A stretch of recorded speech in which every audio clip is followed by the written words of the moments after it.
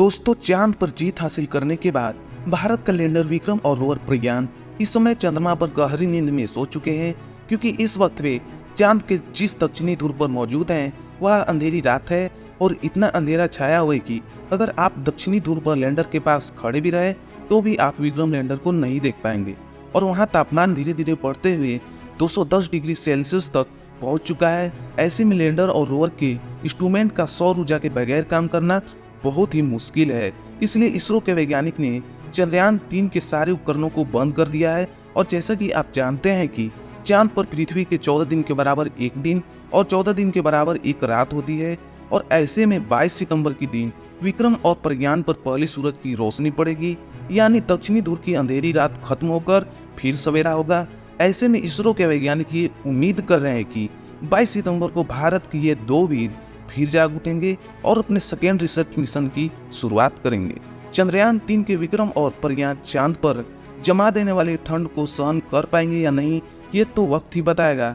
दोस्तों, इस बीच जब इसरो के वैज्ञानिक विक्रम को मॉनिटर कर रहे थे, तभी सोए हुए विक्रम ने कमांड सेंटर को एक ऐसा मैसेज भेजा जिसे देखकर वैज्ञानिकों की होश उड़ गए और आधी रात को पूरी स्पेस एजेंसी हरकत में आ गई।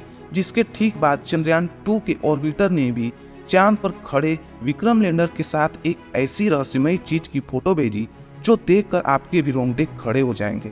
तो आखिर विक्रम ने इसरो को कौन सा मैसेज भेजा जिसे देखकर चांद को सिर्फ एक बर्फ का गोला कहने वाले नासा, रूस और चीन भी हिल गए। और चंद्रयान-2 ने 100 किलोमीटर की ऊंचाई से चांद की सतह पर क्या देखा, जानने के लिए पूरा वीडियो जरूर देखें। दोस्तों, चंद्रयान-3 के लैंडर विक्रम और रोवर प्रज्ञान में एडवांस सेंसर के साथ आर्टिफिशियल इंटेलिजेंट एल्गोरिथम को फिट किया गया है, जो इंसानों से भी ज्यादा चतुर हैं और अपने इन्हीं सेंसर्स के जरिए यह पल पल चांद पर नजर बनाए रखता है। और जरा सा भी हलचल महसूस हो तो रिकॉर्ड करके डेटा तुरंत इसरो के कमांड सेंटर को भेज देता है, जहां बैठे कुशल वैज्ञानिक इस डेटा की जांच में लग जाते हैं। इस सिस्टम के जरिए प्रज्ञान और विक्रम ने चांद पर सल्फर, ऑक्सीजन, एल्युमिनियम और सोडियम समेत कई कीमती खनिजों को खोजा। वही चांद से जुड़े इस भ्रम को भी गलत साबित किया है कि चांद सिर्फ एक ठंड का गोला है।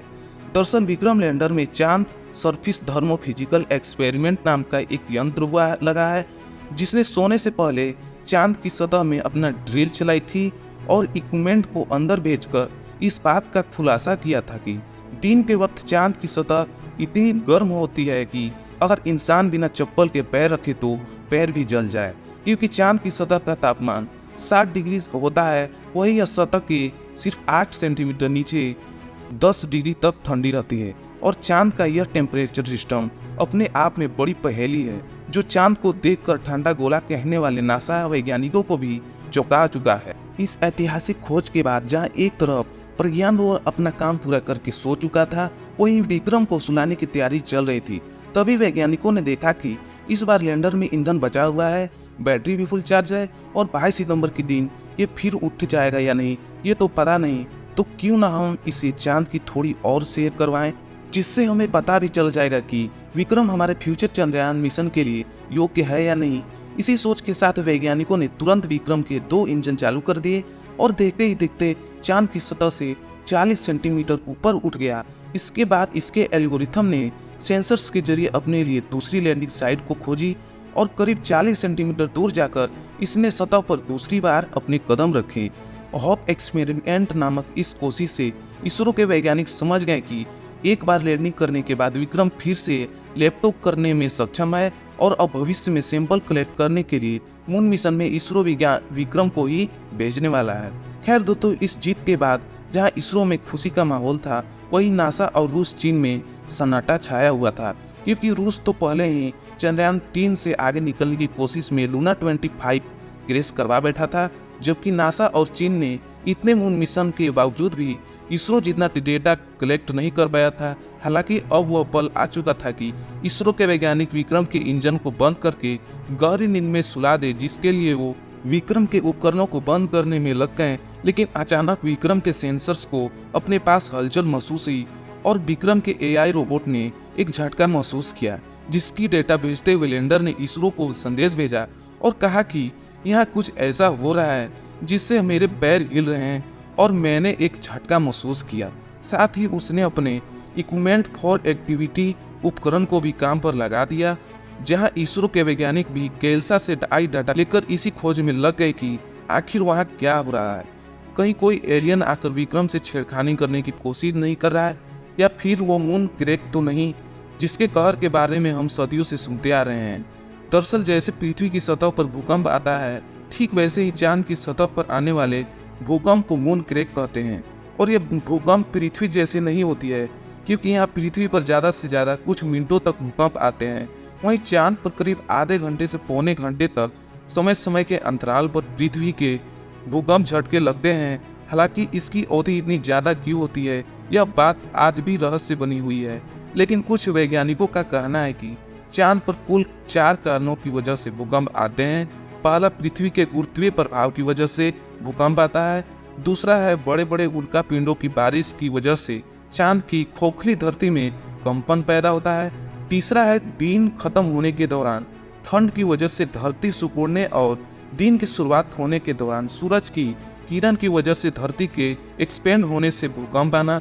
और चौथा है सतह से 400 किलोमीटर गहराई में वो हो रही हलचल की वजह से डीप मूनक पे आना। हालांकि विक्रम के संदेश के बाद इसरो की एजेंसी हरकत में आ गई और वैज्ञानिक इस बात का पता लगा रहे हैं कि विक्रम ने चांद पर इस अजीब सी हलचल क्यों महसूस किया। यह प्राकृतिक घटना थी या फिर एलियन ने विक्रम के साथ कोई छेड़खानी की है। इस बारे में ज़्यादातर डेटा तभी मिल पाएगा जब 22 सितंबर के दिन विक्रम और प्रज्ञान फिर से चालू होंगे। साथ ही इस बीच जैसे नासा के अपोलो 11 मिशन एलियन के सच होने को लेकर सवाल उठा रहे थे, वैसे ही कुछ लोग भी चंद्रयान 3 पर सवाल उठा रहे थे, जिनका जवाब देने के लिए इसरो ने पिछले मून मिशन चंद्रयान 2 के ऑर्बिटर ने कुछ ऐसा शेयर किया जो देखकर भारत के खिलाफ बोलने वाले वैज्ञानिकों की बोलती। चंद्रयान 2 के ऑर्बिटर ने ड्यूल फ्रीक्वेंसी सिंथेटिक यानी सार नामक के उपकरण के साथ पिछले 4 सालों से चांद पर नजर टिकाए बैठा है। और विक्रम लैंडर की लैंडिंग के बाद 6 सितंबर से दिन में जब चांद की कक्षा में घूम रहा ऑर्बिटर दक्षिणी ध्रुव के पास पहुंचा तो सार उपकरण ने चंद्रयान 3 के लैंडर को स्पॉट किया। यह उपकरण 1 मीटर पिक्सल के जितना चांद पर बारीकी से नजर रखता है। आपको बता दो कि विक्रम ने इस जगह की 2 जोन की भी एक तस्वीर भेजी है जिसमें विक्रम नहीं दिख रहा है। इसके साथ उन्होंने लिखा है कि यह सबूत है कि 23 अगस्त के दिन विक्रम लैंडर चांद पर उतरा था। आपको बता दें कि इस वक्त लैंडर और रोवर के सभी उपकरण बंद हैं, बैटरी फुल चार्ज है और रिसीवर ऑन रखे हैं ताकि सूरज की रोशनी पड़ते ही यह जाग उठे और सीधा इसरो से संपर्क करे, जिसके बाद उसे फिर से ऑन करके इन्हें काम पर लगाया जाए। और फ्यूचर के लिए इसरो ने इतने कमाल के एक्सपेरिमेंट सोच रखे हैं जिन्हें देखकर दुनिया हिलने वाली है। तो दोस्तों, अगर आप भी चाहते हैं कि 22 सितंबर के दिन विक्रम और प्रज्ञान जाग उठे तो कमेंट बॉक्स में जय हिंद लिखकर इसरो को अपनी शुभकामनाएं जरूर दीजिए। और वीडियो पसंद आया होगा तो वीडियो को लाइक करके वीडियो को शेयर कर दीजिए और चैनल को सब्सक्राइब कर दीजिए। मिलते हैं अगली वीडियो में। धन्यवाद। जय हिंद दोस्तों।